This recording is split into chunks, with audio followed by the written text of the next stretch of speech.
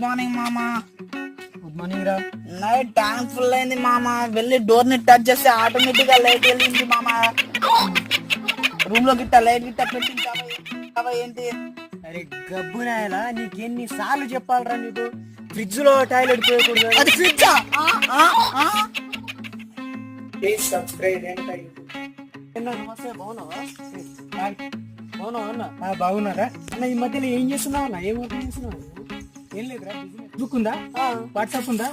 WhatsApp లో వచ్చిన వాటిని ఫేస్బుక్ లో అప్లోడ్ చేయడం అంతేనా? అంతేకాదు, ఇంకా ఉంది విను. ఫేస్బుక్ లో వచ్చిన వాటిని వాట్సాప్ లోకి అప్లోడ్ చేయడం. ఇదే నా బిజినెస్.